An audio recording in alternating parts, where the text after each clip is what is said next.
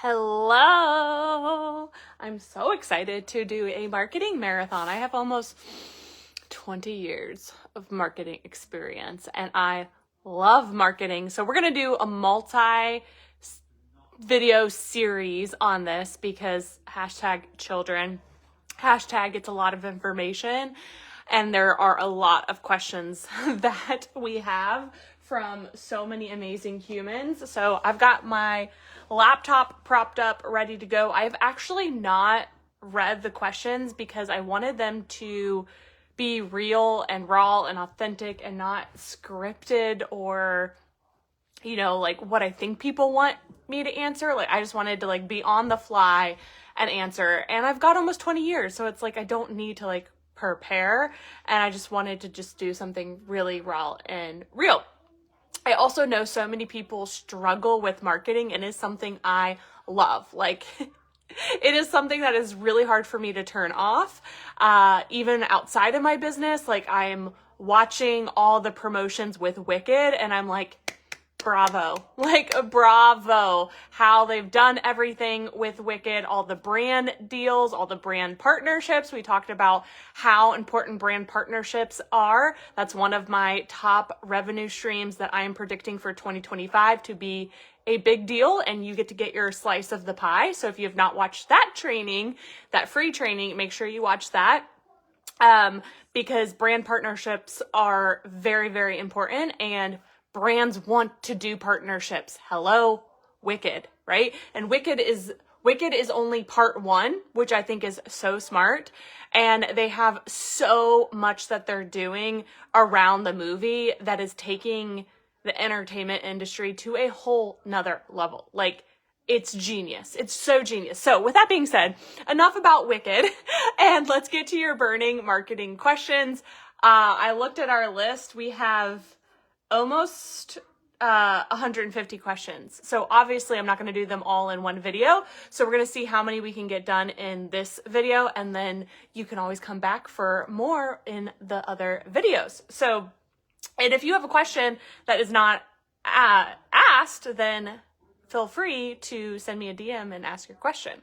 We love to compile these. So these are legit people from Wealthy Mama movement world asking these questions. These are not questions I found from random people on the internet. These are people in our community with these specific questions. And so I'm just happy to help and I love to help and just take my brain. Take my brain. Okay? So give me #live, #replay. Sharing is caring. So share out. I want to give a shout out on that note to Kristen Rourke with Busy Mom Bod. She is very involved in the Wealthy Mama movement and with mamas in general. She is on a mission to help women feel amazing in their mom bodies and love their life, love the energy that they're creating. I know she's helped so many people in our community and maybe you're next. She's got tons of free resources and amazing email, amazing emails that she sends out. She's got a toothbrush squat challenge. She is one of the best humans in this entire world. And I'm just grateful to call her a friend and a sponsor of the podcast. So Kristen Rourke with Busy Mom Bod. Thank you. I love you so much. All right, Kristen, we've got a lot of questions to answer. I think we can do it. All right. So Busy Mom Bod, let's go. All right. So the first question was actually not on this list, but someone just asked it to me. So we'll just go ahead and mentally cross that one off. So someone asked me the question, Facebook versus Instagram, which one is a better use of their time? So the answer here is tricky because people are winning on both platforms. Facebook, well, technically Meta, owns Instagram. So they do complement each other. So my theory is, how can you leverage both without creating more work for yourself so that you can, reach more people? So there's a lot of integrations with Facebook and Instagram since they're owned by the same company, which is great. My stories, for example, go to both Facebook and Instagram. Work smarter, not harder. You can have all of your posts automatically go to Facebook and Instagram. So if you're willing to just click a button and integrate them, I think that that can be a really great use of your time. Now, with that being said, there's still ways to go deeper on one of the platforms, whether it's Facebook or Instagram, and it is a personal choice. I made the conscious effort to go deeper on Facebook. It's where I feel the most comfortable. I love Facebook groups. I love that you can see when people's birthdays are. I'm a Facebook girly, and I honestly feel, hi Dee! Dee's one of my favorite Facebook groups, actually. She runs an amazing Facebook group. Feel free to tag your Facebook group, Dee. I honestly legit have met the most amazing humans in her Facebook group, and she is just such a woman of faith and loves to collaborate. So just a little shameless plug to Dee. So I personally love Facebook. I feel like an old granny when it comes to that, because people in my, content creator, influencer world, they're such pro Instagram, but I just have never really vibed with Instagram, if I'm being super honest. So I'm going to be very biased when I answer that question, but I think it's important to choose where you feel comfortable. I just love Facebook. Most of our business comes from Facebook. I love hanging out personally on Facebook. So I think the most important thing that you can do is, where do you feel comfortable? And then how can you 10x your efforts where you already feel comfortable? Okay. So many people are hopping on. This must be a really, really important topic that people want support on. So yay for hopping on. And hopefully I can answer a lot of your questions. I'm making this a marathon series because I could talk about marketing for 24 hours straight and not go pee and someone just DoorDash me some food. Or I could take you to the bathroom with me. So when it comes to Facebook versus Instagram, my personal opinion, like I said, is go where you're comfortable and 10x that. Have a strategy, connect with people, collaborate with people, really go deep. You're going to be so much more financially and emotionally and energetically better off when you can go deeper than wider, in my opinion. Then you can repurpose to the other platforms when you have time. But if you can get better results in half the amount of time and the energy, wouldn't you do that? And equally, you could run ads on Instagram. So that way you're still showing up on Instagram, but your actual organic reach, your time and energy is on a platform that you enjoy, or vice versa. So I hate to say it, but there isn't a wrong answer. There's just the right answer for you. And also know that you can change your mind at any time. If you vibe with Facebook and then something changes, guess what? That's the cool part about you being your own boss, is you can change it. Equally, remember, marketing takes about a 90-day turnaround, right? So it doesn't mean you immediately do something and you're going to be a millionaire overnight. Could happen. You never know. We're not going to say that it won't happen. But not marketing is always about a 90-day turnaround, if not longer. There's been people in my world that they're I've been following you for years, and then they just join the Wealthy Year mentorship, right? And they've been following me for years. So you're not always going to get the immediate validation. So that's why it's just so much better to energetically decide versus decide where you think you're gonna make $1 million tonight, right? Be in it for the long haul. Facebook is where I just love to hang out. So it's easy. It's easier for me, right? As where when I was trying to make Instagram work so much, it felt so hard and painful. And that's what we don't want most things to feel hard. Am I right, ladies? There's only a few things. Okay. So that was a question that I got literally just yesterday. So I figured I would start with that one.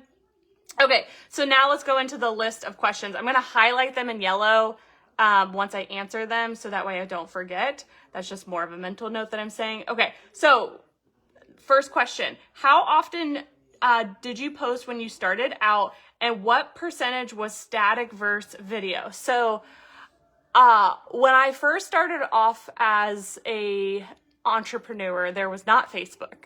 So the answer is 0. Now, with that being said, I remember the day that I opened up my Facebook account.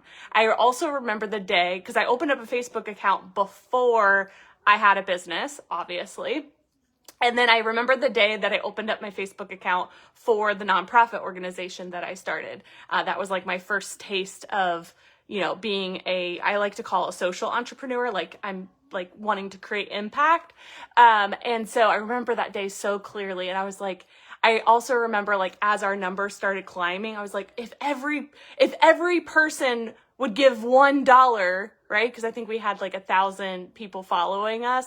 I was like, if every person gave $1, like, wouldn't that be so cool, right? So when I first started off, we'll just go when I first opened up the business account for the nonprofit organization, barely any. It was still so new. Now, when you fast forward to when I opened up a business account for my online business, we'll also talk about that. So when I opened up, I honestly just started promoting on my personal profile. I'm looking up in the air like my brain is going to remember there's nothing over here. So when I first started promoting on my profile about buy this, do that type of thing, there was no rhyme or reason, because it was also like a super chill side hustle. Like there wasn't this immediate pressure of producing. I just honestly started naturally sharing my fitness journey. That's really like how I started in the online space. And so it wasn't like this, on Tuesdays we post this, on Wednesdays we post this. I was just literally sharing me working out, sharing what I was eating. I honestly still do that same strategy. I'm just sharing who I am, sharing my knowledge, sharing my my love, sharing what I love from a product standpoint, sharing my family, right? Like at least a little bit of them, just sharing my energy, right? And so to me, the most authentic, real, raw content always does the best. With that being said, having a cadence can be super helpful. I will say, because the question asked static versus video.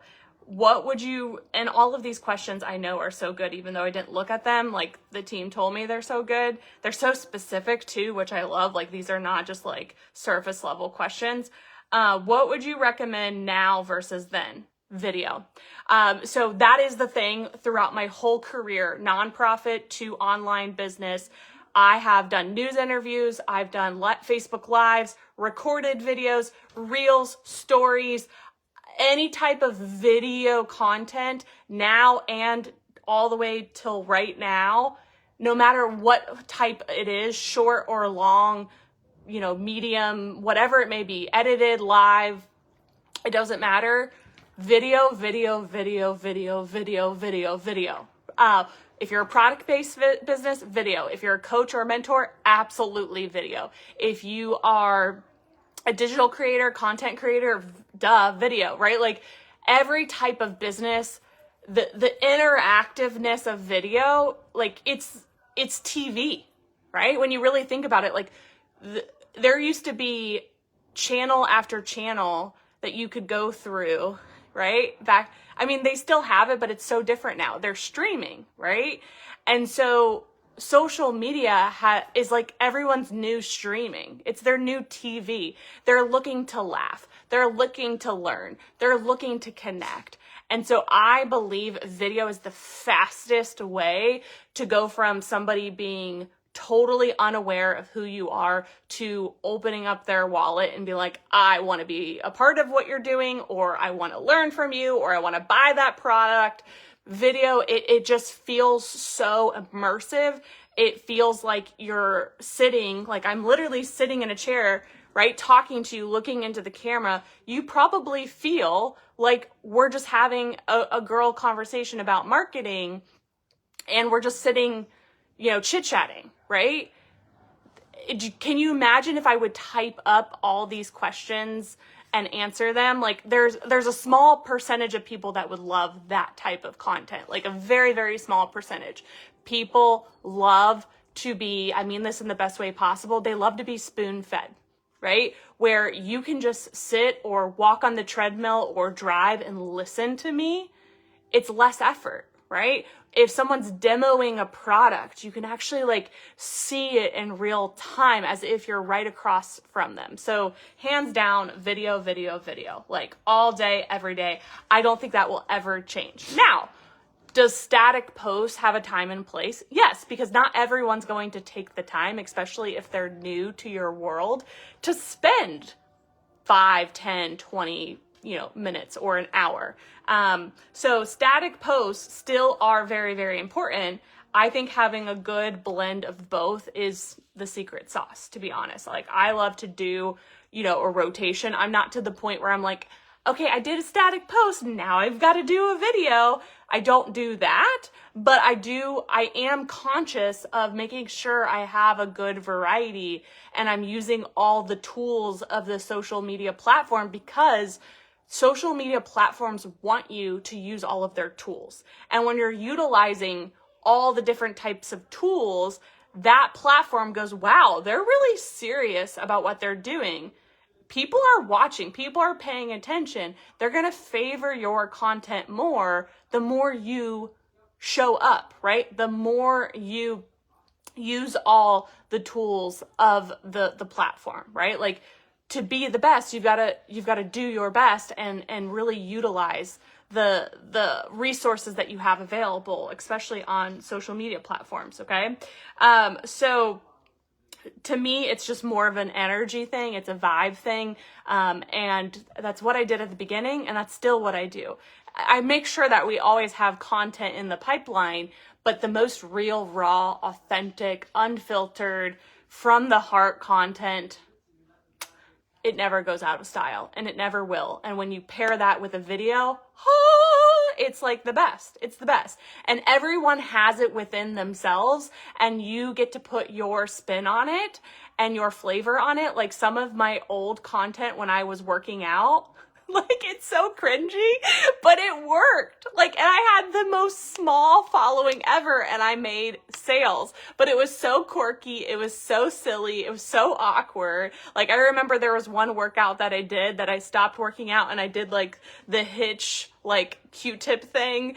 And I'm like, if I found that now, I'd be like, oh my gosh, did you just really do that? Did you just really do that? But guess what? I was just being myself. It wasn't like, oh my gosh, let me be a dork and do this and like hope and pray that I get sales from it. You've got to detach from you as a human and sales. You as a human are important and sales are important. But when we try to keep them together, always together at the same exact time, this is when you lose being authentic and you're trying to like push money. And then you lose yourself and you're really unhappy, especially in your marketing. Or vice versa, you're being like super authentic. And then like money isn't like, you're not like focusing on it. So they're both still important. We want a good balance of making sure you're a business owner, right? Like every day when Target opens their doors, they're there to make money, right? But we can do it with love. We can do it with being ethical. We can do it with happiness. We can do it with excitement, right? So it like sales aren't slimy. They don't have to be. You can be your most authentic self and make a lot of money. We just want them to coexist together side by side versus like always having to be attached together and being like stressed about it, right? Like when I'm just my authentic self, it works. It works all day, every day, and everyone gets to be their own true authentic flavor of themselves. Like I don't expect you to dance around and wear a bunch of pink and have a bunch of unicorns. Like that's authentic to me. Like that's just who I am. And equally you get to be who you are. And that's how it's authentic and that's how it works, right? It works because it's true to you. If it's not true to you, it's gonna feel a little off. Okay, so let's keep going. Someone asked, what platform do you use for content? And then in the parentheses, they put Airtable, Trello, and Asana. So I've done it all. So we have a content bank of like all of my old content in Trello, but I'm pretty much driving the front line on all of our content, all of our marketing. And so a lot of it lives in my brain. And I've just allowed there to be that beautiful balance of it's in my brain, and then the team repurposes it and in Trello, so that way we can go back and use it later.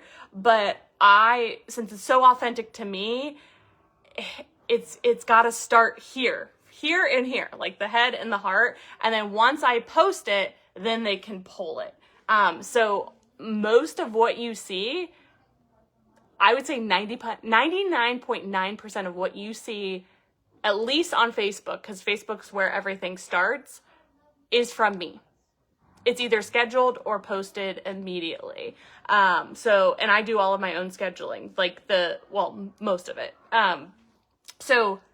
I don't use something to start. They just use something on the back end, if that makes sense. And that's been huge. I love a good paper planner to like map out like what are our mini launches, what do I want to talk about, how are we going to have fun with it. So I'm like very deep in the planning process. Like even the Black Friday deals that you see, we all were co-working that together. I was like, I want to do a whole paradise vibe. Like we should have recorded the behind the scenes. I get so involved in like the creative process that I'm like, oh my gosh, we should have recorded that. Like it was so fun from start to finish. We started our team meeting. I shared my vision and we were all co-working on it together, and we got it all done from idea to it being live for somebody to buy within, I think, 4 or 5 hours. And there was 3 of us working together. And like my sleeves were rolled up. Like I'm a very hands-on type of CEO. Like I'm not just sitting back doing nothing. Like I try my very best to show as much behind the scenes as possible. Like I'm in it to win it. Like very, very involved.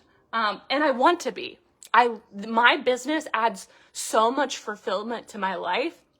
Why would I not want to be involved? Like I know almost everything going on in my business, and I know that there will be a time and a place where that won't happen based on where we're going and how fast we're growing. But for now, like I want to be as involved as I possibly can.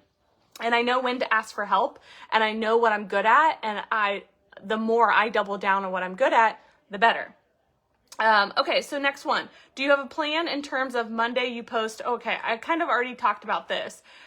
So yes and no. We're always in some sort of mini launch. Okay, we utilize my own method called the mini launch method. So we're always in some sort of mini launch or mega launch. We're always doing a giveaway. There's always something happening. So instead of working on like Mondays, I post this, Tuesdays, I post this. I go with what is the launch and what marketing is needed for the launch. And that might change mid-launch based on how it's going. And so I've just allowed it to be that process of working backwards, because if we're just posting to post, then why are we even doing it? So all of the extra content, like this right now is not a part of a mini launch. I want to do this. This feels good to me. These questions are questions that people have had, and I've been excited to answer them. And so there's some content that is just truly all about goodwill, like goodwill, giving back, loving on our audience. So there's different types of content. Some content, the goal is to give back, to build trust, right? Some content is to convert. Some content is meant to bring new people in. So one of the best things that I've learned in marketing is have one outcome per piece of content. And I'll take that even one step further. Who is who are you trying to focus on? So have one person in mind, like one type of person, and one outcome per piece of content. Why is this important? Because then you're able to measure, did the piece of content work or not? And then how did it work? How did it not work? So we can tweak and modify it. Marketing doesn't have to be this big monster in the closet. Marketing gets to be fun. There are lots of different ways to acquire customers and clients. You get to find the marketing modalities that actually feel good to you, that align with your values, align with your energy, align with your goals, and then you focus on those. Trying to do everything that everyone else is doing is a recipe for wasted time, wasted money, and it's really hard to measure results when you're trying to do everything, right? When you can like really hone in on a handful of marketing modalities that just really you at least feel like are going to be worth your time, worth your money, worth your energy, then we're already set up for success from the very, very beginning. So I love to focus on, as a business owner, what are our mini launches, because we give and ask in every mini launch, meaning like we're giving something away and we're asking for something, and it's not contingent, right? Like we're giving for that energy, and then a part of the mini launch is also like there's some sort of promotion going on, right? There's some sort of invitation that's paid, right? But they're separate, if that makes sense. So it's not like you have to pay in order to like be a part of whatever giveaway is going on. Or it's not even always a giveaway, it's like a give back. But it's just all about the energy. So it's like giving and receiving is so, so important. If you don't know a lot about my mini launch method, please take the time to do our mini launch course. It's $7. It's so good. I break down the whole strategy for you and how it can benefit your business. It is so good. It's so good for somebody that just wants a simplified strategy that is focused on organic first. Then you can use the mini launch strategy for paid ads. Like you truly could, which is great. But I would always recommend it being organic first. Okay, number 4, how often do you post freebies and giveaways? What is the result of this strategy, if any? So I kind of already answered that. I told you I didn't look at these beforehand. So we do a giveaway a lot, at least once a week, if not multiple times a week. It doesn't always have to be something paid, right? Like meaning like something physical. You can do like printable PDFs. You can do giveaway of a call. You can do a virtual event and you're giving away tickets or whatever it may be. So the result is, first and foremost, I believe it's the right thing to do.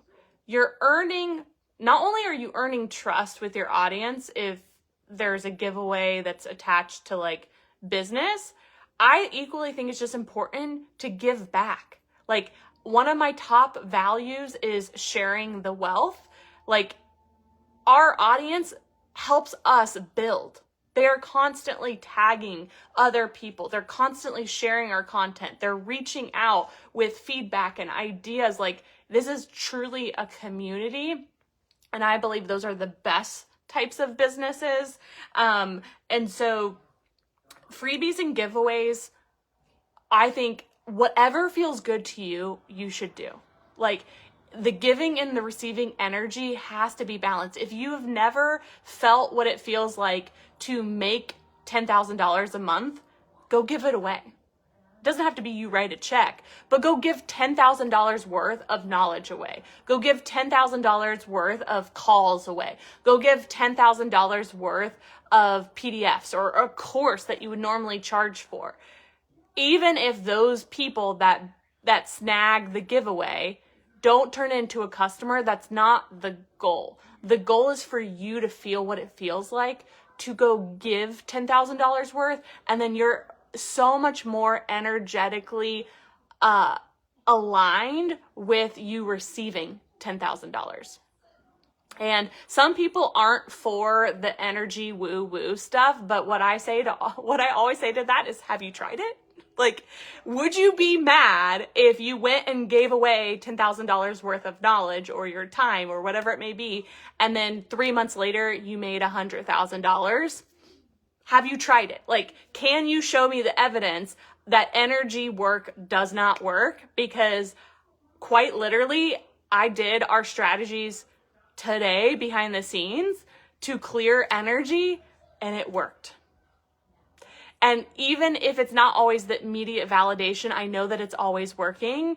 And it just all, I have so much evidence of energy working that I'm just a firm believer in it. And I think sometimes people knock it and they're like, oh, that woo stuff, that energy stuff doesn't work. And I'm like, I have never felt more in love in my business. I have never loved our who's in our world more. I've never loved myself more. And guess what's different?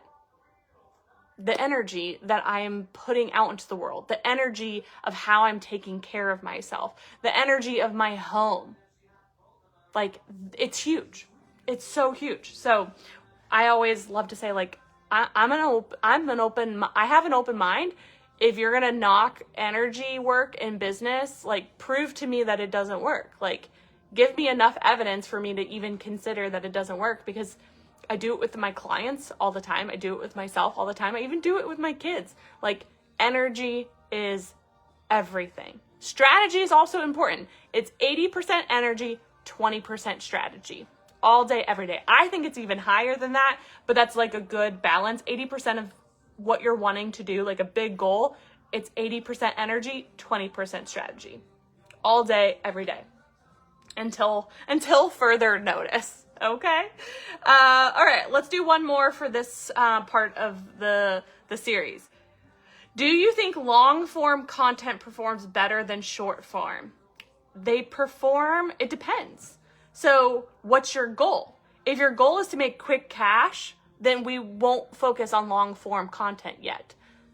You should always first focus, personally, I think, on short-term content, because short-form content is how you're able to test, okay? If something in short-form content does really well, imagine if you put it in some sort of long-form content strategy, like Pinterest, or like YouTube, or like a blog post. So short form is great because you can get quicker results, right? Whether it be somebody join your email list, or you're doing the mini launch strategy and you do a short form piece of content and they're like, yes, I'm interested, or yes, I want to buy. That's going to be your short form content. Okay. Then you can scoop up, right, what worked really, really well, and then duplicate that in a longer form content strategy. So I believe personally, from a time saving standpoint, you're going to be so much better off focusing on short term first, then we start doing the long term type of content second. And you can play with, depending on if you have a team members, or if it's you alone, we would eventually want to do the long form content, but you would want to put some protocols in place so you don't forget to do it. It's easy to do. So Em on our team, most of her whole job is to do exactly that. She takes content and repurposes it to our YouTube, our podcast, eventually our blog, right? She's constantly, like, I call her like my sweeper. Like, she's constantly coming into the short-term pieces of content and looking at what she can scoop up, so that way we can get more bang for our buck as far as the time. Like, this right here will go on our podcast. It'll go on our YouTube, right? We'll continue to repurpose it so it doesn't just get buried down. So I hope that's helpful. We've got more questions. I hope that you're loving this. Short form equals background post. So short form is anything on a fast moving social media platform. So Facebook, Instagram, TikTok, all of these are going to be more short term, meaning like once you post, that post is going to last hours, if that, and then it gets pushed down. As where on YouTube is more searchable, right? So you could have a video that you made 5 years ago, somebody's looking for something and they're going to that platform and they're searching, okay? If they're going on Google, your blog post may come up, right? So when it's long form content, at least how I'm interpreting them asking is, it's gonna perform longer. Now, if you're thinking like short pieces of content, then yes, that would be like a background post. But How I interpreted the question was like short form versus long form, meaning like how long can it last, like short or long. So yeah, we'll end there and then I'll come back for part 2.